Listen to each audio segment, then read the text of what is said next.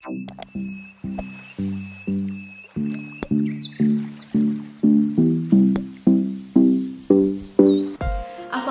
warahmatullahi wabarakatuh. Thank you very much for coming in my video and welcome back to my channel.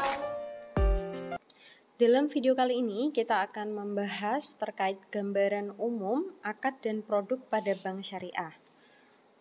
Nah, kita lihat dulu akad-akad dan produk perbankan syariah ini tentu harus mengikuti prinsip-prinsip muamalah dalam Islam. Semua bank muamalah hukumnya mubah ya, sepanjang tidak ada dalil yang mengharamkannya. Kita ingat ada kaidah al-aslu fil muamalatil ibahah illa ayyadulla dalilun ala tahrimiha. Jadi hukum asal dalam bermuamalah adalah kebolehan sampai ada dalil yang menunjukkan keharamannya. Nah, ada 5 unsur yang bertentangan dengan prinsip Islam dalam pengembangan produk, yaitu riba, maisir itu judi ya, mengandung ketidakpastian, kemudian gharar ya, ketidakjelasan, kemudian zolim, produknya juga haram. Selanjutnya, adapun jenis produk bank syariah berdasarkan prinsip akad. Nah, di sini akad atau wa'ad ya, ada dari segi ta'awun ya, tolong menolong, kemudian tabarruk itu kebajikan, kemudian tijarah, perdagangan. Nah, di sini masing-masing dikelompokkan. Untuk ta'awun sendiri, tolong menolong ya, di sini ada 5, ada qard, hiwalah, wakalah, rohen, dan kafalah. Nah, qard ini merupakan hutang kepada pihak bank. Misalkan ketika ada akad qard, ini hutang dengan perjanjian akan dilunasi pada waktu tertentu. Jadi tidak dicicil ya, ini langsung dibayar brek nanti di tanggal yang sudah ditentukan. Misalkan saya pinjem kepada teman saya sejumlah 5 juta rupiah dan akan saya bayarkan, akan saya lunasi misalkan 1 minggu ke depan. Misalkan itu tanggal 20 November. Nah, jadi pada tanggal 20 November saya akan mengembalikan sebanyak 5 juta rupiah gitu ya. Jadi tidak ada tambahan di sini, sesuai dengan perjanjian saja. Nah, ini akad ta'awun ya, karena tolong menolong. Nah, kemudian untuk hiwalah di sini ini seperti macam take over gitu ya, pengalihan utang. Nah, kemudian wakalah ini diwakilkan misalkan orang tua kalian tidak bisa untuk mengambil uang ke bank karena misalkan misalkan ada kepentingan yang tidak bisa ditinggalkan, sedangkan uang itu harus diambil pada saat itu juga dalam jumlah yang besar dan harus ke bank, maka bisa menggunakan surat kuasa. Nah, ini diwakilkan oleh anak gitu ya. Nah, ini biasanya pakai wakalah, ini bisa. Kemudian rohen itu gadai ya. Kemudian kafalah ini adanya jaminan, beban atau pihak penanggung. Nah, gitu. Kemudian yang selanjutnya tabarruk, kebajikan. Ini yang pertama hibah, kemudian ada waqaf, ada hadiah ya. Karena tabarruk namanya ya, kebajikan. Hibah itu kan ya memberikan gitu ya, memberikan sesuatu kepada seseorang. Kemudian waqaf, mewakafkan tanah, misalkan mewakafkan bangunan atau apapun itu. Kemudian hadiah ya, memberikan hadiah kepada seseorang. Nah, seperti itu. Kemudian masuk ke akad yang dalam kategori tijarah, dagang ya. Ini dibagi menjadi 2 lagi. Ada ciri-cirinya, ada natural, certainty, kemudian kontrak. Bedanya sama yang bawah itu natural, uncertainty, dan kontrak. Nah, certainty di sini maksudnya itu kepastian ya. Kalau uncertainty ini tidak ada kepastian ya, jadi ada unsur ketidakpastian. Nah, maksudnya di sini yang masuk ke natural, certainty, kemudian kontrak. Nah, ini ada murabahah, kemudian salam, ada al-istisna. Nah, kalau murabahah di sini kan jual beli. Nah, ini ada margin. Misalkan seseorang mau membeli sebidang tanah misalkan yang seluas berapa hektar misalkan. Nah, jual beli ini menggunakan murabahah karena murabahah ini harus menyertakan, bedanya dengan jual beli, kalau murabahah ini harus menyertakan harus menyampaikan harga perolehannya. Nah, itu wajib kalau di murabahah. Nah, makanya dia certainty-nya di sini itu kepastiannya ada. Kemudian salam di sini itu merupakan akad pesanan ya. Salam istisna ini sama, akad pesanan. Hanya saja perbedaannya kalau di salam ini pembayaran di awal karena pihak penjual misalkan ini tidak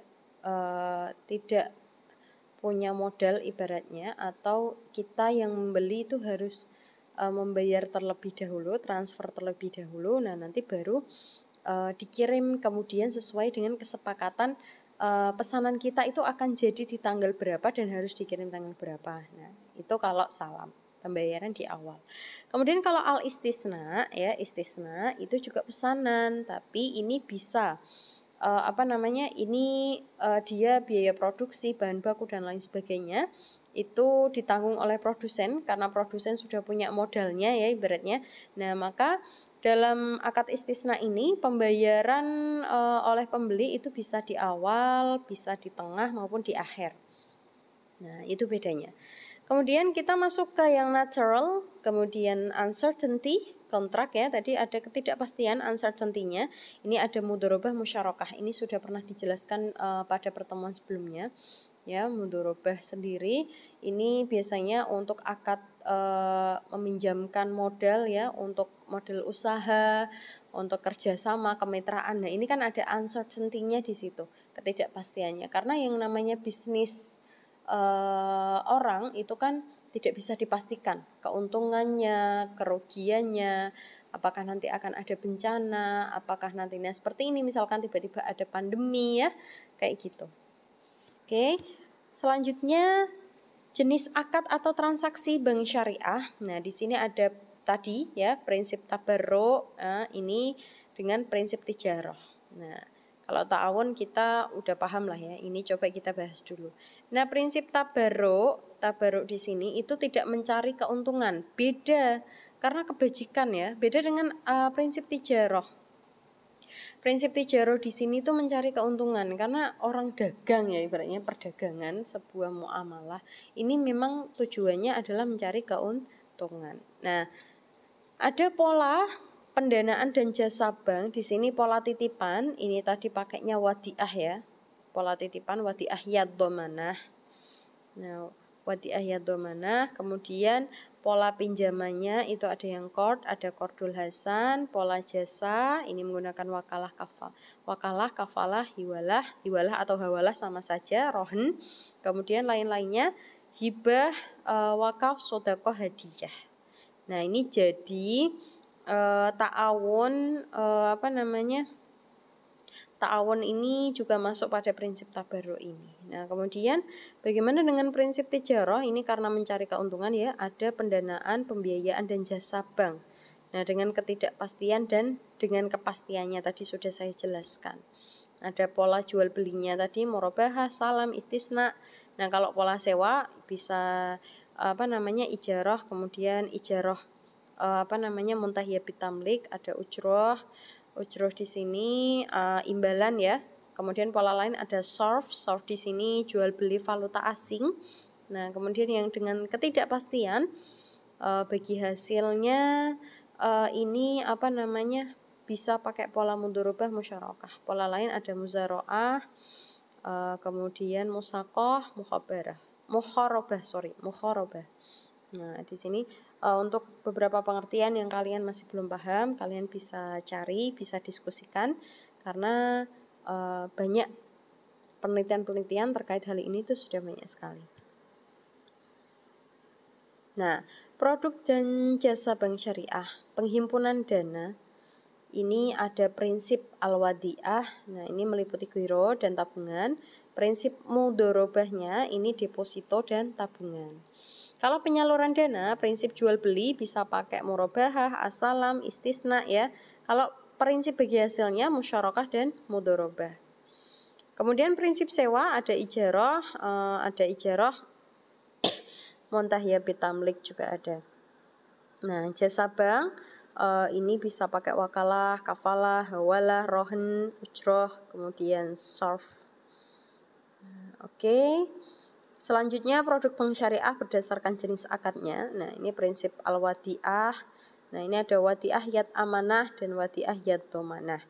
Nah, produk akad bank syariahnya ada giro dan tabungan. Nah, prinsip bagi hasilnya jenis akad ada mudharabah musyarakah, produk akad bank syariahnya ada tabungan mudharabah, kemudian ada juga pembiayaannya yaitu pembiayaan mudharabah dan pembiayaan musyarakah. Kemudian prinsip jual beli dan sewa. Di sini jenis akadnya bisa murabahah, salam, istisna, ijarah dan IMBT ya, ijarah muntahiyah bitamlik. Kemudian produk akad bank syariahnya ini pembiayaan pengadaan barang, perumahan, sewa beli, pembiayaan konstruksi dan lain sebagainya. Kemudian dalam prinsip jasa layanan dan peminjaman sosial ya, jenis akadnya bisa hiwalah, wakalah, sorf, rohen, kafalah. Produk akad pada bank syariahnya apa? Misalkan LC ya, letter of credit, kemudian transfer, inkaso, clearing, jual beli valuta asing, tadi sorf ya, bank garansi, kordul hasan, jasa keakhiran dan lain sebagainya. Oke, demikian yang dapat saya sampaikan. Silahkan kalian bisa melanjutkan diskusi di WA Group seperti biasa. Jangan lupa untuk komting bisa membuat hasil rekap diskusi seperti biasa, nanti di akhir perkuliahan bisa dikirimkan di WA Group. Terima kasih, jangan lupa untuk mengisi daftar kehadiran di Sunat. Assalamualaikum warahmatullahi wabarakatuh. Terima kasih karena kalian sudah nonton sampai akhir, dan jika kalian suka, jangan lupa like, comment, dan subscribe. Oke, assalamualaikum warahmatullahi wabarakatuh.